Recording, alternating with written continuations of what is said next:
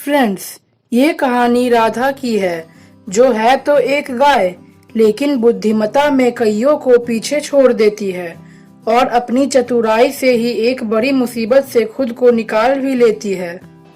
एक घने जंगल में राधा अपने 4 दोस्तों के साथ रहती थी। राधा थी तो एक गाय, लेकिन वह शांत ना होकर थोड़ी चंचल थी। वह जब भी अपने दोस्तों के साथ चारा खाने के लिए जाती तो एक जगह ना रहकर थोड़ा इधर उधर भी चली जाती। उसके दोस्त उससे कहा भी करते कि तुम जरूर कभी किसी मुसीबत में पड़ जाओगी। इतना घना जंगल है, यहाँ जंगली जानवरों के साथ ही और भी परेशानियां हैं, लेकिन वह किसी की कुछ नहीं सुनती और हमेशा खुद में ही मस्त रहती। लेकिन एक बात थी कि वो चारों जहाँ भी जाते थे हमेशा साथ में ही जाते थे। राधा भी इस बात को समझती थी। उनकी एकता के कारण ही जंगल का कोई भी जानवर जल्दी उनके आसपास आने की हिम्मत नहीं कर पाता था। अगर कभी किसी पर कोई मुसीबत आ भी जाती तो वे चारों हमेशा मिलकर उसका सामना करते।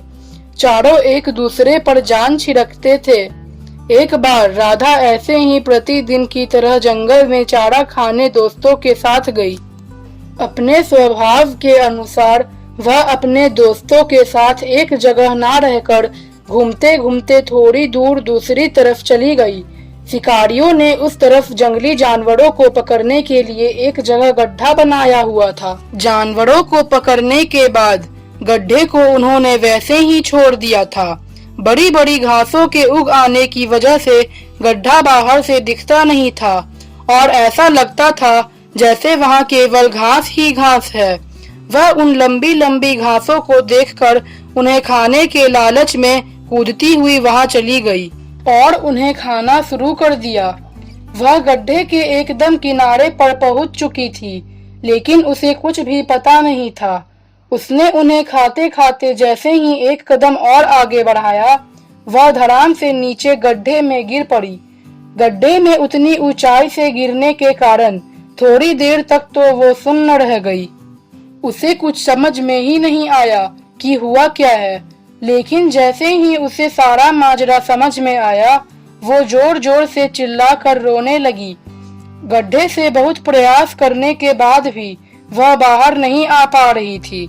राधा के बहुत देर तक लौट कर ना आने के कारण उसके सभी दोस्त भी थोड़ा चिंतित हो रहे थे कि पता नहीं किधर चली गई।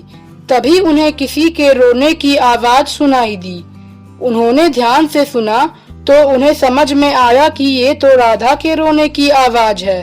सभी तुरंत आवाज की दिशा में भागते हुए गए, लेकिन उन्हें कुछ भी दिख नहीं रहा था कि आखिर आवाज आ कहां से रही है। तभी उनकी नजर लंबी लंबी घासों के ऊपर पड़ी। सभी उधर की ओर थोड़ा आगे बढ़े तो उन्हें राधा की आवाज अब एकदम साफ सुनाई पड़ रही थी। वे समझ गए कि राधा जरूर किसी बड़ी मुसीबत में फंस गई है।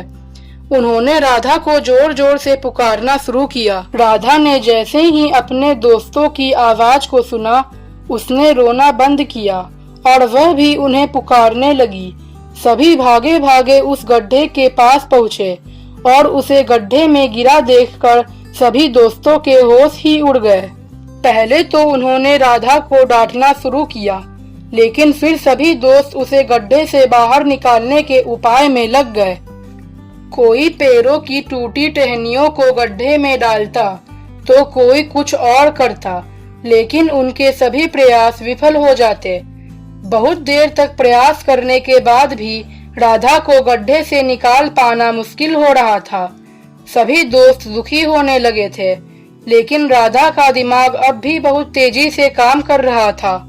सोचते सोचते उसके दिमाग में एक उपाय आया और उसने फौरन अपने दोस्तों से गड्ढे के किनारे की मिट्टी को अपने पैरों से जल्दी जल्दी गड्ढे में गिराने को कहा। उसके दोस्तों को समझ में ही नहीं आ रहा था कि राधा कह क्या रही है। उन्हें लग रहा था कि मिट्टी गिराने से तो राधा उसमें और दब जाएगी, लेकिन सभी ये भी जानते थे कि राधा का दिमाग बहुत तेज है। उसने कहा है तो कुछ सोच कर ही कहा होगा, इसलिए उन्होंने उसकी बात मानकर गड्ढे में मिट्टी गिराना शुरू कर दिया। अब राधा के ऊपर जैसे जैसे मिट्टी गिरती जाती, वह उन्हें हिल हिल कर एक झटके से अपने शरीर के नीचे गिरा देती और फिर उस मिट्टी के ऊपर आकर खड़ी हो जाती। अब उसके दोस्तों को भी उसकी तरकीब के बारे में समझ आ गया कि उसने क्या उपाय सोचा था। वे लोग अब पूरे जोश के साथ जल्दी जल्दी गड्ढे में मिट्टी नीचे गिराने लगे और थोड़ी ही देर में सभी के सम्मिलित प्रयास से राधा एक एक इंच करके चढ़ते हुए अप्रत्याशित रूप से गड्ढे से बाहर आ गई। गड्ढे से बाहर आने के बाद सभी दोस्तों ने उसे फिर से खूब डांटा और फिर सभी गले मिलकर खूब रोए भी। राधा ने भी उनसे अपनी गलती की क्षमा मांगी और वादा किया कि अब कभी भी वह अकेले बिना जांचे परखे इधर उधर नहीं जाएगी। गड्ढे से गिरने के कारण राधा को थोड़ी चोट भी लग गई थी, इसलिए सभी दोस्त धीरे धीरे चलते हुए अपने घरों की ओर लौट चले। फ्रेंड्स, मुसीबत चाहे कितनी भी बड़ी क्यों ना हो, लेकिन उस परेशानी का उपाय भी जरूर होता है। इसलिए मुसीबत के समय हमेशा अपनी सोच को पॉजिटिव बनाए रखना चाहिए। कभी भी नेगेटिव सोच को अपने अंदर आने भी नहीं देना चाहिए। हम हमेशा अपनी परेशानी से बाहर निकल आएंगे। फ्रेंड्स, अगर कहानी अच्छी लगे तो आप प्लीज मेरे चैनल को लाइक और सब्सक्राइब जरूर करें।